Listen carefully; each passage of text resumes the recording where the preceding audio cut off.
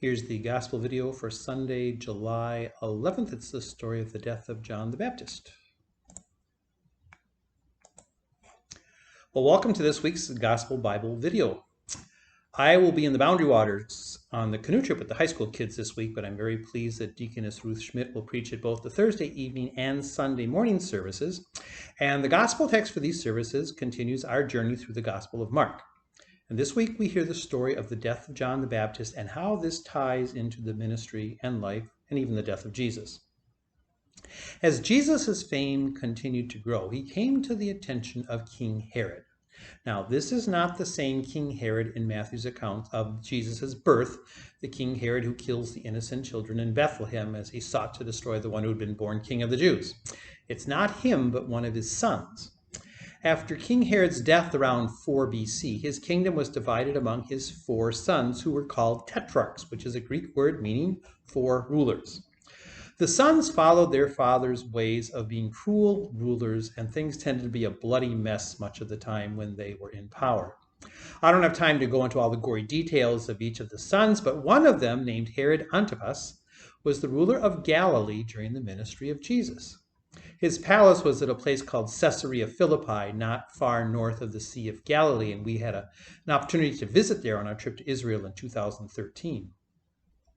Herod heard about Jesus, and also that some people were saying that in Jesus, and here's the quote from the Gospel, John the Baptizer had been raised from the dead, and for this reason these powers were at work in him. We're told that other people were saying Jesus was the great Old Testament prophet Elijah or one of the prophets from of old. But Herod believed, and here's what the gospel says, John whom I beheaded has been raised. And with that sentence, we go back in time in a little gospel flashback to hear the story about the arrest, imprisonment, and execution of John the Baptist.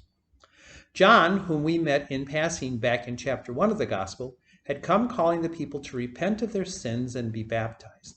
He was a charismatic figure, the one, again, with the strange attire and who ate locusts and honey, the strange charismatic figure who attracted large crowds just as Jesus would do a short time later. And John also aroused the anger and vengeance of Herod Antipas.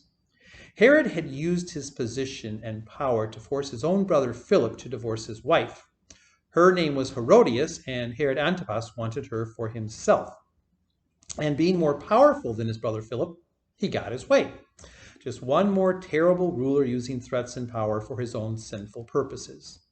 John the Baptist did not let this violation of the commandments against adultery and coveting go unnoticed. He boldly proclaimed to Herod, "It is not lawful for you to have your brother's wife." Herod didn't like being told what he could and could not lawfully do, so he sent men to arrest John and threw him in his palace dungeon. Yet he didn't execute him.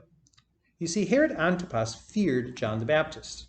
He knew John was, as the gospel tells us, a righteous and holy man. He even protected John in prison. John's stance perplexed Herod. He hated him, yet he liked to go down to the prison and listen to what John had to say. It strikes me as a case where Herod knew John was right, that he had sinned and was living in an adulterous relationship, but he couldn't publicly admit he was wrong and John was right.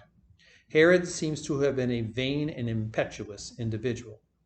So John remained in prison, out of sight of the public, but not out of Herod's mind. Then came Herod's birthday, and things took a strange and bloody change. Herod's underlings, the gospel says, his courtiers, officers, and leaders of Galilee, they threw a grand birthday celebration for him. And at the party was the daughter of Herodias.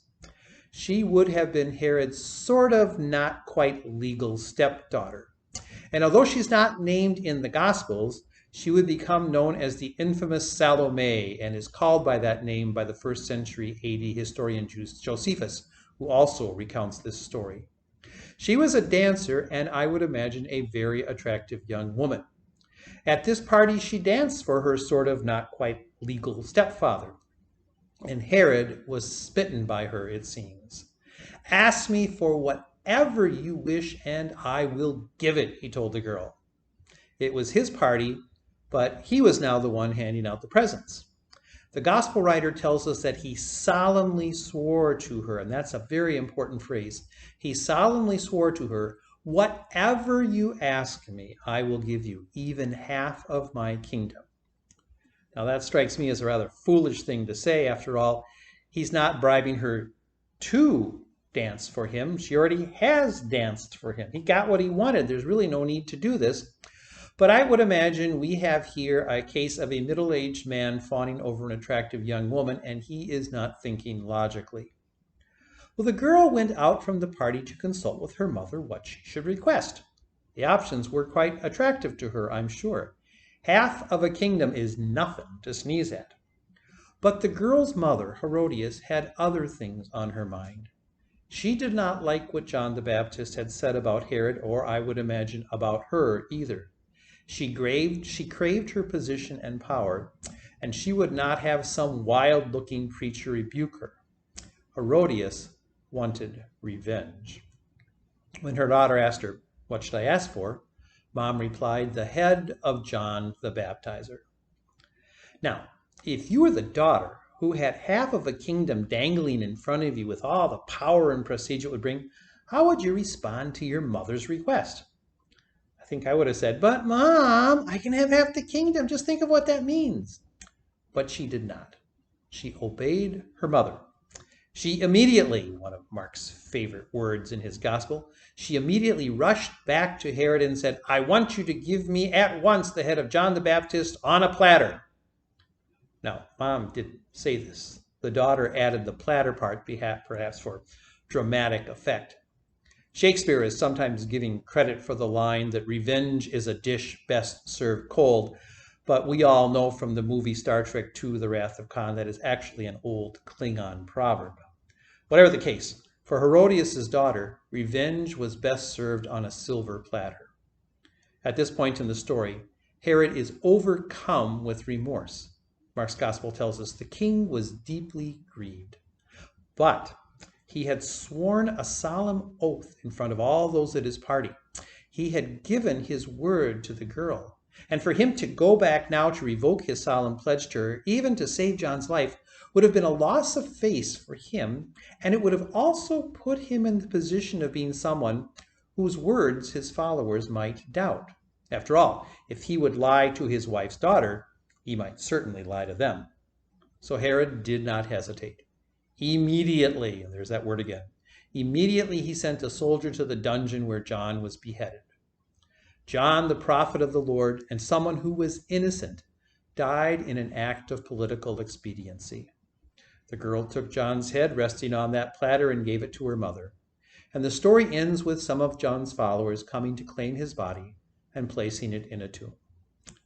And there are echoes of later stories of Jesus and the one we hear this week. In chapter 8 of Mark's Gospel, Jesus asked his disciples as they travel in the area of Caesarea Philippi, where Herod's palace stood, Jesus asked them, "Who do people say that I am?" The responses of his disciples reflect what people said about Jesus to King Herod in this week's Gospel.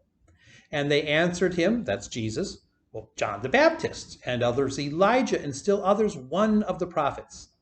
It's only after Jesus asked his disciple Peter that Peter says, "You are the Messiah." After Peter said this, Jesus spoke for the first time of his coming suffering, rejection, arrest, and death.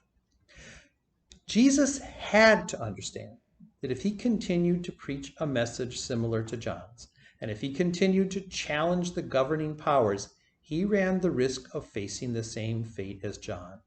If he kept up his God-given work, he would probably die as well. In Luke 13, there's a story of some Pharisees coming to warn Jesus of this very thing. They told him, "Get away from here, for Herod wants to kill you."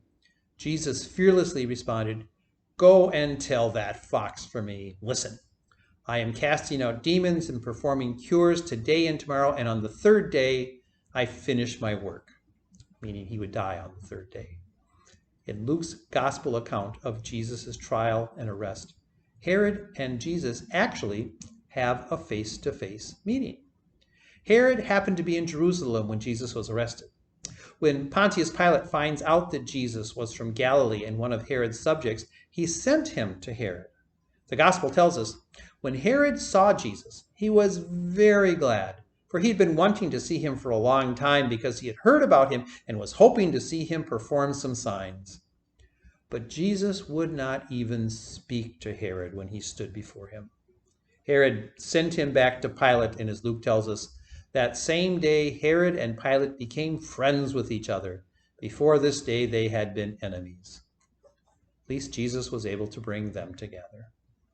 And just as some of John's followers claimed his body and buried it, so some of Jesus' followers would do the same thing with him after his crucifixion. You see, Jesus and John were intimately linked in life and in death. Both died bravely, showing complete obedience to God, in stark contrast to the rulers of their nation. So thanks for watching our video this week, and I hope you get a good message from the sermon that Deaconess Ruth, will preach this week. God's blessings to you.